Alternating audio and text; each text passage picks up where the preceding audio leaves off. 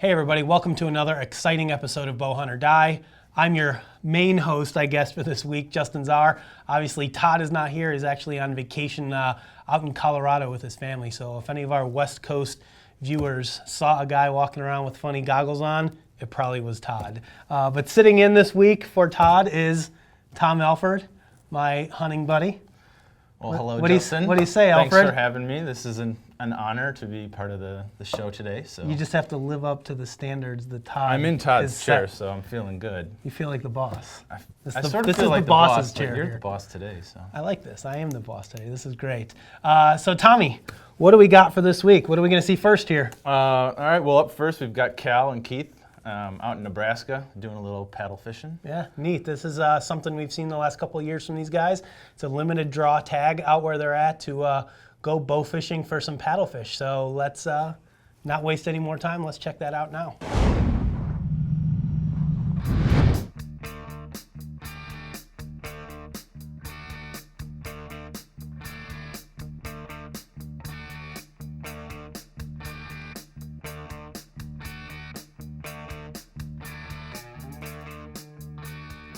Well, this is the third year Cal and I are getting to go bow fishing for paddlefish up in Yankton, South Dakota. It's a limited draw fishing trip, and you know they are protected in some areas, but luckily where we live in Nebraska, you can shoot paddlefish. But like I said, it's limited. The first year we both put in, and I drew, Cal didn't. Last year we both drew, and then this year I didn't draw, Cal did. So Yeah. you know, the first 2 years we used a guide, and just because we didn't know anything about it. Mm-hmm. And now we felt good enough this year, since I had a boat, we'll just go up and try it. So it worked out good. But one of the best things about using that guide was he gave us some experience, some advice, and I really think it'll help you guys that are going after Asian carp. He just said, just pick out a section, like when you draw, you're right-handed, you can't swing to your right very much, but you can swing to your left. So he said, just pick out that area and just tell yourself, if anything comes up in my bow range in that area, I'm going to shoot. And I know those Asians pop up pretty quick, and these paddlefish come up and roll.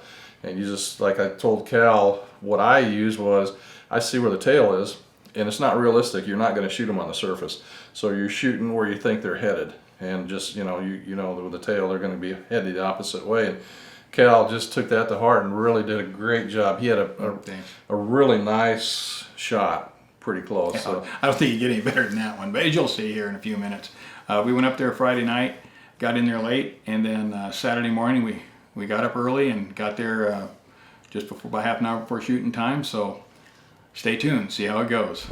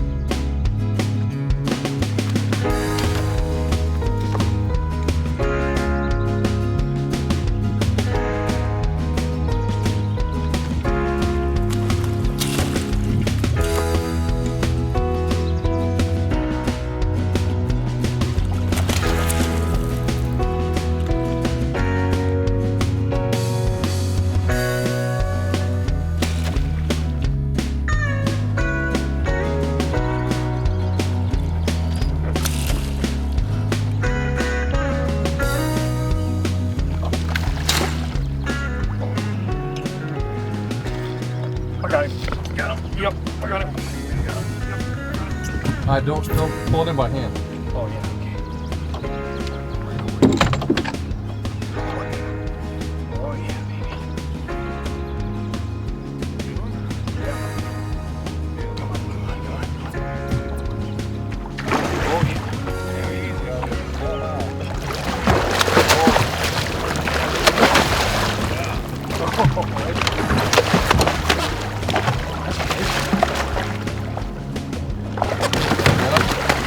Off the hook. Oh yeah.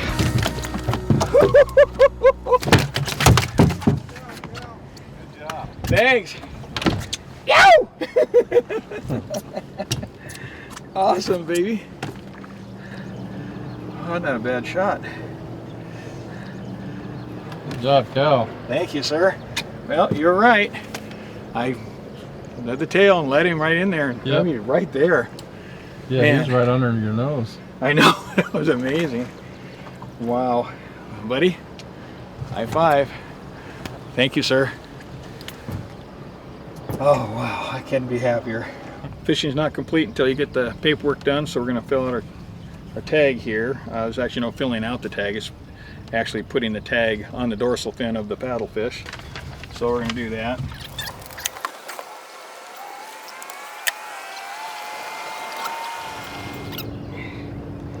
And it's tagged 0107, my lucky number. So now we're legal. We got it done. And thank you again to my buddy Keith for taking me out here and giving me a couple hints on getting it done. And I'm real excited. Good job, Cal. Thank you. Well, so the second to last step here is preparing it for storage, which I like to put it in vacuum seal bags. Keith did a real good job of filleting it there in Nebraska. You can put it in fillets, and you don't have to have the whole body of the fish or anything, as long as you have the tag here. Mine's lucky number A107, and for 2015, right there. So I'll make sure you know I did it right. I have it there, it's all locked, can't be used again. So then I'm just doing the final preparation here, little tiny bits that we missed when we were out there at the wash station just before we left. So we put it on ice, it's been cool, and really looking forward to eating some tonight, and I'll show you that last step there. Getting her done tonight, so stay tuned. Bowhunt or die. Well, I got my ingredients together for the paddlefish dinner we're going to have tonight. Put it on the grill, and we got corn on the cob, got some zucchini and yellow squash, bacon, and some barbecue sauce. I'm going to wrap half of it in bacon, based with barbecue sauce, and then the other strips I'm going to make some lemon pepper and butter, and try those too. So we'll see what happens. So. What I did was I just wrapped the bacon around the strip here like this. Put a toothpick in it to hold it. And then I mopped some barbecue sauce on the sides that the fish was exposed. And then did that 7 times. Put some lemon pepper on it, and I'll put some butter on it when I get out in the grill. Close her up and let her smoke for a while.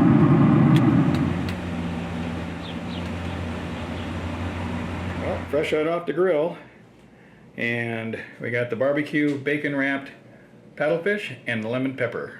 So bon appetit. All right, well, that was a pretty cool hunt. You know, Cal was lucky enough to draw a tag this year, and was able to get out on the river and get it done. He got would look like a nice one, right? a big fish. Yeah. I don't know anything about paddlefish, but it looked pretty big once they got it in the boat. So that was pretty cool. You know, a couple things I thought they did well was, you know, just the use of a lot of different cameras out there. I mean, as you guys saw, I mean, it's a different type of bow fishing where that fish is only there, it rolls, and they're kind of shooting in anticipation for where it's gonna be headed to. Right. And that's a hard thing to film. You know, when you're Keith in the back of the boat, you can't really see a whole lot. So those guys, you know, they got creative. They used a bunch of different cameras so you could actually see what was happening. Made the hunt a little bit more enjoyable to watch anyways. And then, you know, of course we had the end. Here's Cal chopping away, barbecuing that thing up. It looked good. It looked absolutely delicious. So. I wonder what it tastes like. Does anybody know what paddlefish tastes like? Well, Keith and Cal I think do. it tastes like shark. I don't know what shark tastes like either, but it looks delicious. I think if you wrap something in bacon and put barbecue sauce on it and then grill it, it's pretty much guaranteed to be delicious. So congrats to Keith and Cal. That was a pretty neat hunt.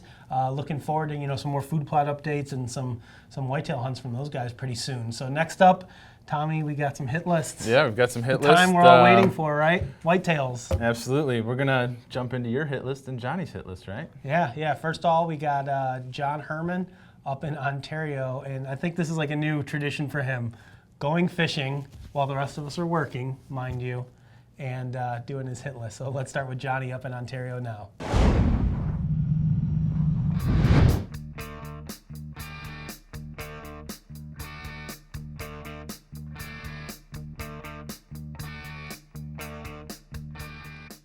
Johnny Herrmann here. I'm up in Ontario, Canada, and we are fishing smallmouth bass on beds.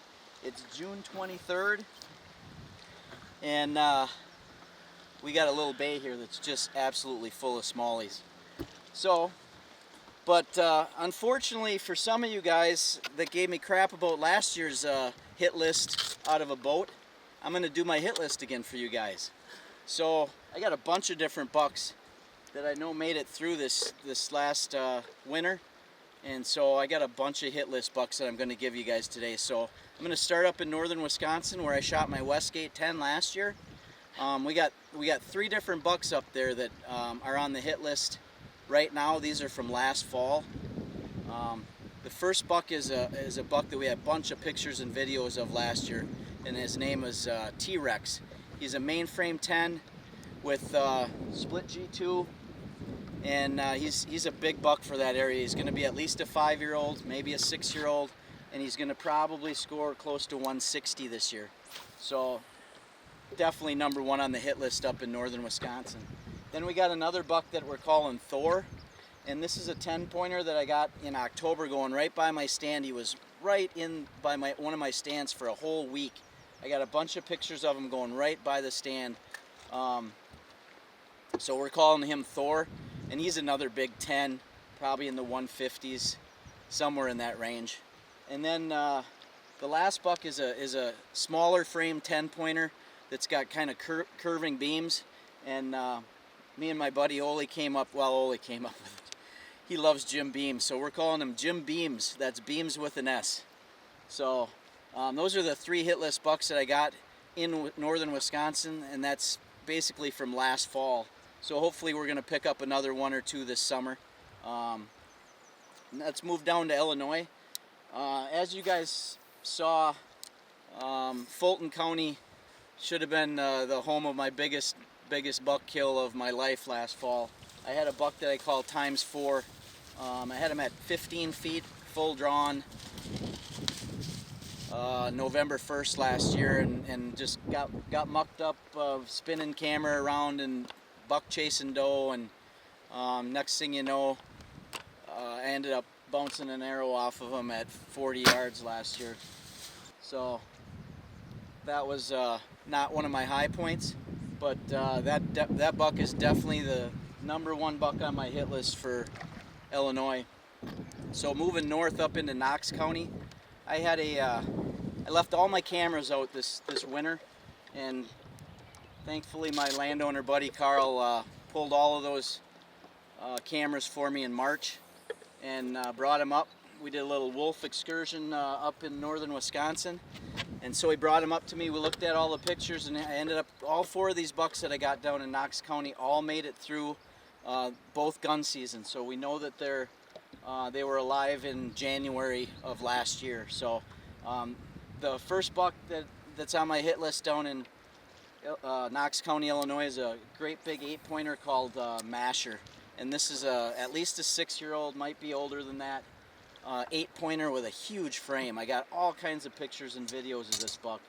I've never seen him on the hoof, but that one is definitely a great buck. He's in the 160s as an 8. So the next buck that I got in Knox is a buck that me and my buddy Ole were trying to name him, and he's a 10-pointer, 150-10. He's got 3 little stickers coming off of one of his 2s, but he's got a really short little Roman nose on him. So we decided to go with a Roman nose. My buddy came up with Apollo, who is the Greek god of archery, among other things. So we're calling him Apollo, and he's going to blow into something really nice this year. So that's 2. The third buck is a buck that I'm calling Schneider. He's an 8-pointer, and my landowner buddy Carl found one of his sheds hanging out of a tree this year, and he was probably a 138 last year as a 3-year-old. So he's definitely going to blow into something shootable in 2015. And then the last buck on the hit list, oh god, and swing and a miss. The last buck on the hit list is a buck that I'm calling Dozen, and this is a buck that was named by my late friend Polly Murphy. She named this buck 2 years ago. It's a 12-pointer, short tine 12-pointer, and he actually Broke some tines off last year. We never saw this buck, but that's the 4th buck on the hit list is called Dozen. So we got Masher, we got Apollo, we got Snyder, and we got Dozen. So really I had 8 bucks. That's 8 bucks on my hit list between northern Wisconsin, Fulton County, and Knox County. And then who knows what we're gonna pick up. And I got a fish. I finally got one right at the end of my hit list. Perfect timing. So that's it. That's my hit list for 2015. Coming at you from Ontario, Canada, where the smallmouth bass are trying to jump in the boat. Let me get this guy up so you guys can take a look at him. Here we go. As a cloud comes over us. That's all I got for you guys. So I hope everybody has a successful season. Stay safe out there. Good luck. We'll see you from a tree stand this fall. Johnny Herrmann out.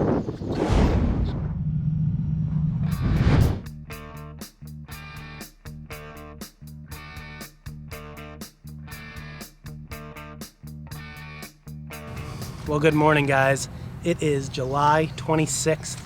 We are in the home stretch run before the season. We got just about 2 months before Illinois opens, and it's one of my favorite times of the year.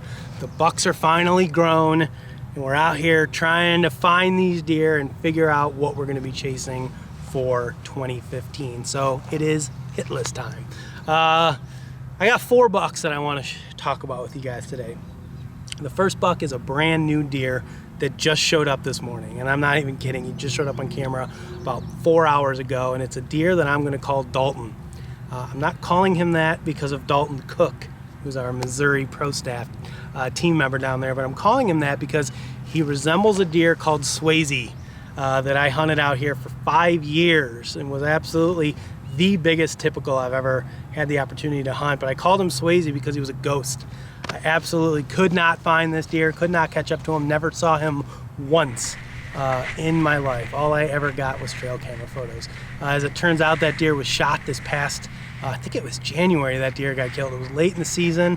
I got killed south of here, a mile or so, and I got this picture sent to me from a friend. I don't even know where he got it from. But if you're the guy that happened to shoot the deer and you're in the photo, congratulations, he's a stud.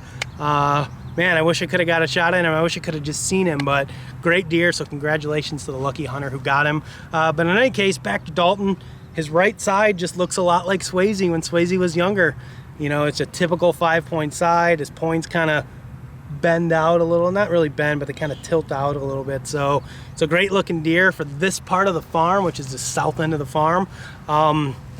The deer don't really live out here. They just pass through, which was part of the reason I could never really catch up to Swayze. So if that deer shows up, I'm definitely going to shoot him. Second deer I want to talk to you about is a deer called Dick Cheney. And I believe that old Dick is going to be, I want to say, a 5-year-old this year. 2 years ago, I had an encounter with him in this woods that didn't end very well for me. Not only did I miss the deer, but I destroyed the lower cam on my bow when it hit my camera arm. He was just on that side of the tree where the camera arm was at. And you know, guys, when you're going to shoot a deer, I mean, you're focused on that. And I wasn't paying attention to the fact that my lower cam was darn near resting on my camera arm. So when I shot, bam, smashed into it. You see the camera shake. Arrow went underneath him. He ran off. And since the lower cam on my bow was trashed, I decided to call it a morning. Got out of here and actually got some footage of Dick Cheney out in the field over here, bird dogging a doe around. Big bodied deer. You know, I think he was a 3-year-old that year, probably in the 130s. He may have touched 140, but just a real nice solid deer. Last year, I believe it was a 4-year-old. He just blew up. I got some awesome velvet pictures of him in this field back here. Some really good hardhorn pictures of him on a scrape. And then I got some pictures of him late season in December out in this hayfield. So pretty confident that he made it through the season. Never found his sheds, but I never heard of anybody shooting him. So we'll see if he shows up. He's one of those deer that kind of just passes through here. So it's kind of a right place at the right time, and hope he walks by. But man, if he's alive this year, he's going to be what I believe to be a 5-year-old anyway. So I don't know. We'll see. So we got those two. Now we move to the north side of the farm. We got a deer that my buddy Mike and I are calling Jay Cutler because we just feel like he's never quite lived up to his potential, and he makes a lot of mistakes. And what I mean by that is, he's not the biggest deer on the farm, doesn't have the greatest genetics, but he's gonna be a nice deer this year. And then when I say he makes a lot of mistakes, I passed him last year on November 1st. My buddy Mike passed him 2, maybe 3 times last year. He moves a lot during the daylight. And maybe that's just because he was a 3-year-old last year. Maybe that'll all change. I don't really know. But we got some pictures of him this summer. He's a beautiful 4-year-old, 8-point, probably going to go in the 130s. I don't think he'll hit 140, but who knows? But definitely going to get shot if he comes by either one of us. And then the last deer I want to talk to you about today is a deer you guys, if you've been watching the show for any amount of time, have heard me talk about before, and it's a deer that we call the wide 8. I'll be honest with you, this is a deer that I haven't focused a lot of my efforts on over the years. I had one encounter with him, oh gosh, it's gonna be 3 years ago now. I believe he was a 3-year-old at the time. He may have been a 4-year-old.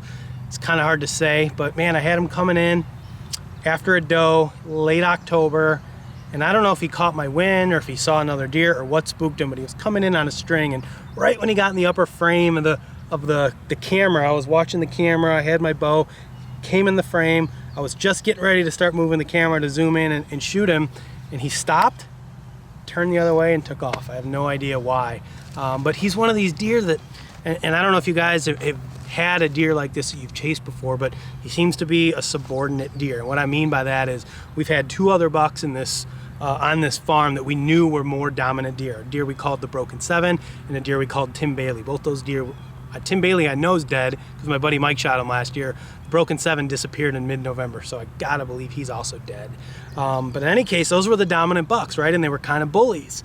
And it seemed like even though the wide 8 was older than them and physically bigger, I mean, this deer is a cow, they pushed him out. And he wasn't one for, maybe he didn't like confrontation. I don't know what his deal was, but he lives in these little fingers of woods, these little slivers of woods, these little pockets of woods that are hard to access. If you step foot in there, he's gonna know you're there and he's gonna bust out. I mean, he's smart, right? That's why he's so old. But we're hoping that with those 2 deer gone, if Jay Cutler doesn't emerge as the dominant buck in our main hunting ground, we're hoping that maybe the wide 8's gonna spend a little bit more time this year, because he used to spend a lot of time in that woods years ago, but then he's since kind of been on the fringes, so we don't really know what's gonna happen. Gosh, guys, I gotta tell you, he's a giant. He's wide, mega bases, good brows. Absolutely love to shoot this deer. He's tops on the hit list, but gonna be a hard deer to kill. He's very skittish. As you saw in the footage when he took off running.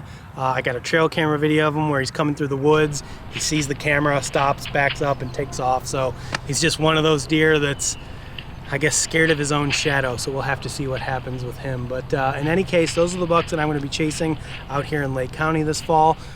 Tommy and I have another farm that we're hunting in Northwest Illinois. It's a brand new farm for us. I am not going to be hunting the farm where the Baconator and the STD and some of those other deer lives. I've opted to move on. I gave it 2 years out there, and it was a good 2 years, but they kicked my butt. Hopefully Todd will be able to catch up with one of those deer this fall, so he'll have his hit list for you later with hopefully a couple pictures of those deer. But Tommy and I got a new farm that we're hunting. We got 6 trail cameras out there running right now, and provided nobody steals them, we should have some good photos to show you guys here on the next episode. So from Lake County, over and out, bow hunt or die. Let's see what happens come October. All right, well, those were some pretty awesome bucks. I mean, Johnny's definitely got some really good ones to shoot at this year. Yeah, no doubt. And, the smallmouth fishing, doing the hit list, absolutely worked for him last year. He shot a buck opening day, opening afternoon. So he's going for get the consistency, the repeat. Consistency, yep. Film hit list while fishing, shoot buck on opening day. And you've got some awesome bucks out there too. And I don't know about awesome, but they're definitely some good deer I'd love to shoot. I tell you what, hunting these suburban deer is a lot more difficult than people make it out to be. They think that, oh yeah, they're in the suburbs, right? They just eat out of bird feeders in people's backyards and let you walk up to them and shoot them, but that isn't exactly the case. Especially with that deer, the wide 8. He likes to avoid humans, I feel like, at all costs. So it'll be interesting to see what happens come October here in Illinois. But you know, we did mention, or I should say I did mention, that you and I have a new farm Yep. that we're hunting this year. It's actually a lease that we picked up through Hunting Lease Network. And I was able to get out last weekend and check some cameras out there. It looks like we got a couple hit listers. Yeah, quite a few. I think So 5 or 6 different target bucks this year that are yeah. hopefully of 3.5 and older. I'm not paying attention to how old they are anymore. If their antlers are big enough and I want to shoot them when they come through this year, sorry guys, I'm being a little less picky than I've been in the past. Speaking of, you know, I was out checking trail cameras and hanging some tree stands this weekend. Neal McCullough did the same thing up in Pepin County, Wisconsin. So Neal and his partner Grant are going to bring us an update now. So let's check that out.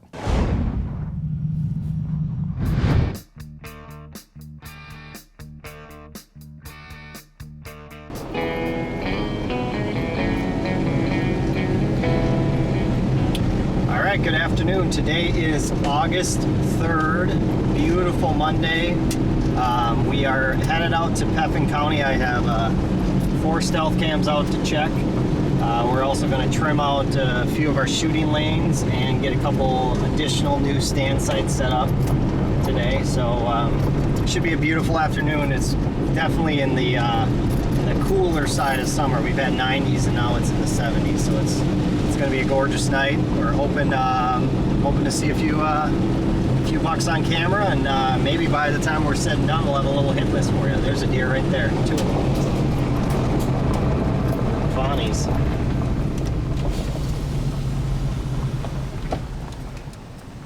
Look at that little guy.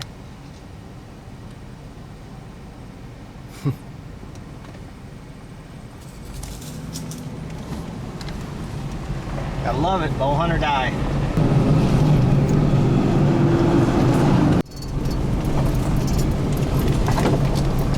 Okay, we just got to our first spot. We're pretty excited. This spot is we call it the Big Woods. It's a big open woods. This year it's corn in this big field behind us. And I got a trail cam set over here, so we're gonna check, see how it looks.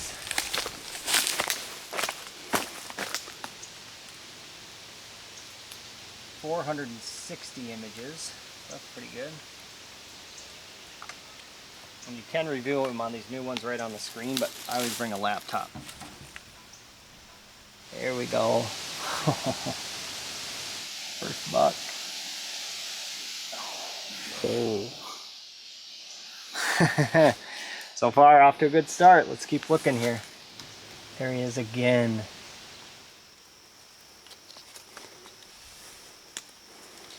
All right, it's looking good. We got this thing all set up back on the trail. It's nice, these new cameras, the GX series has a little screen on it, so I can make sure I have the perfectly angled shot here for this on this old logging road. So off to the next cam, bow hunt or die.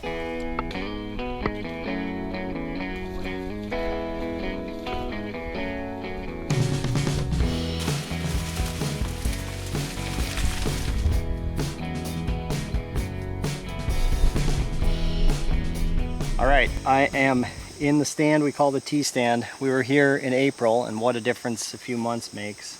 This is the stand that I cut out, and I had the controversial cut your shooting lane in half comment. Well, we've come out and trimmed it up a little bit better with a few more cuts in here, but to clarify, what I meant is a shooting lane on the left, and then we got a wide open shooting lane here on this side as well. So it's open both on that side and across on the right side. 483 images. This is just a trail going through here. Looks awesome. Check that out.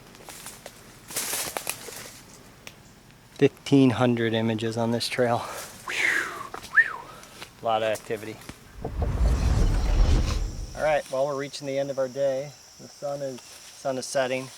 We checked all our cams, and there's a fair number of pretty good young bucks, probably 2.5 or maybe a couple 3.5 decent little bucks.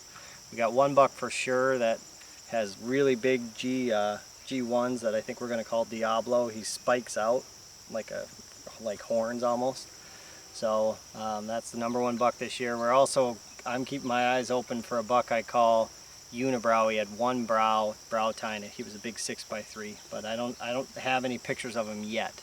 But we're gonna obviously leave the cameras here to soak again, and we'll be back on opening day of Wisconsin's archery season, which is just over a month away. So we're pretty pumped up.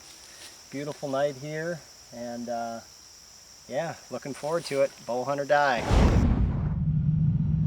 Okay, well, Big Deal Neal's definitely got some nice hit listers this year. That's really nice 150, 60-inch 10-pointer he's got going there with El Diablo. Neal was trying to convince me over text message the other day that deer is 2 years old.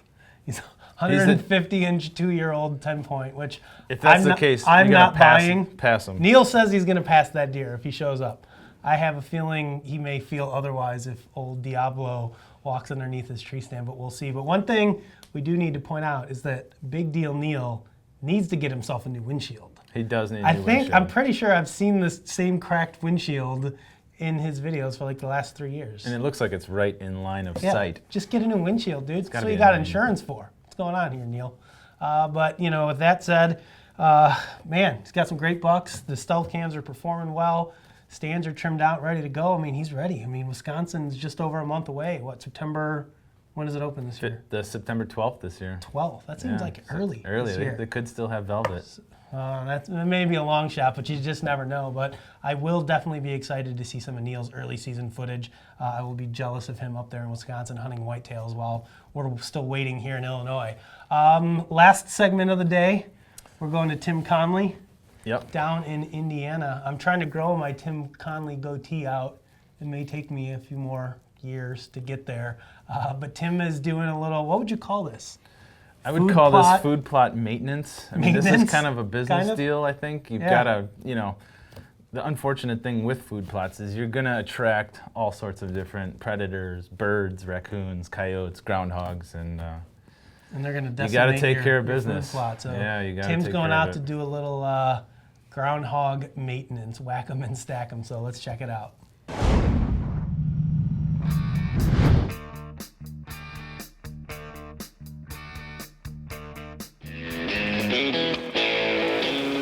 Came down to check these soybean food plots here a couple weeks ago, and they're doing great. I mean, despite the floods that we've had up in this field and you know, the overabundance of rain this year, these soybeans are getting with it. But one thing you did notice you're quick to find is if you get some groundhogs working, you're going to see right away where they've been nipping them down right around the hole. It looks altogether different than a deer browse when you see it. I mean, you want to see these things getting a lot of browse from the deer, but it'll be spread out over as a deer walk through. There you got a groundhog hole or a path up into the bank where a hole might be, and there's a radius where it's just all around that is nipped down low. You know for certain you've got active groundhogs using that hole. So I like to get down here and you know, thin them groundhogs out a little bit. I mean, they make big holes that the tractor tires will get in. Could cause some damage or dangerous on your tractor. You know, they're eating up part of your food plot that you put out for the deer. But the number one reason I get down here, it's just a barrel of fun to shoot these groundhogs.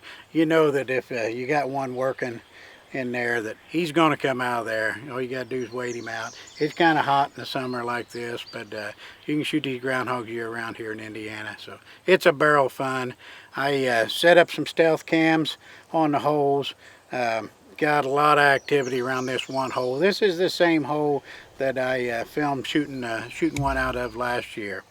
So I'm going to set up my turkey blind and get in there and roast it out for just a little while and see if I can't get one of these groundhogs to come out of here. One little tip I can tell you that I like to do, ScentLock is now making these carbon absorbent pads. They're dirt cheap. They fit right down inside your bow box. If you're worried about your bow picking up some, you know, some odors from being stored inside your house or something, keep that thing inside your bow box. You bring it out, the bow's scent free and ready to go.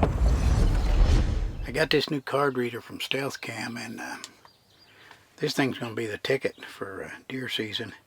When I pull a card on my way into the stand, know what time bucks have been coming by, have the most recent information, because what I've noticed flipping through these pictures here is that from the time I was down here getting things set up to where I come back down to actually getting a blind to hunt, one of the groundhogs is left out. Looks like he's not there. Now, I know there's already another one still in there because I've seen him poke his head up while I was trying to get ready here. But pretty good deal to have that information right at your fingertips out in the field.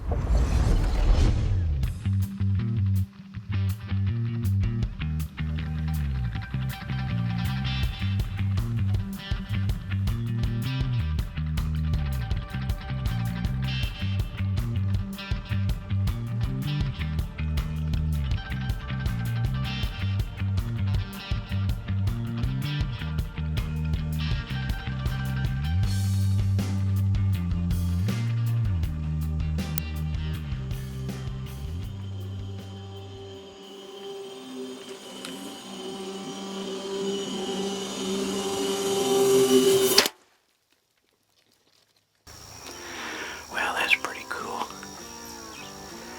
That groundhog kept poking his head up out of that hole, and he was just timid of all those stealth cams sitting around him and this blind sitting up right behind him. He wasn't going to come out too far. So I thought it'd be a good opportunity just to eliminate one of those soybean eaters. And I think I got pretty good footage. He flopped around and went back down inside the hole, but hopefully he's not down in there too far. We'll be able to get him out. I'm going to go take a look. Bowhunt or die. Well, here's my arrow. It's just what you want to see. I think I center punched him. Looked pretty good. There's lung blood all over it. The NAP done its job. He had flip-flopped. The broadhead was actually sticking up out of the hole. Fell on him there, and it was the fletchings that was just holding on to him, and they wouldn't hold him as it pulled up. So hate that to reach down in there, but I'm going to take off the hot shot release and hold my breath and hope for the best. Reach down there and see if I can get him.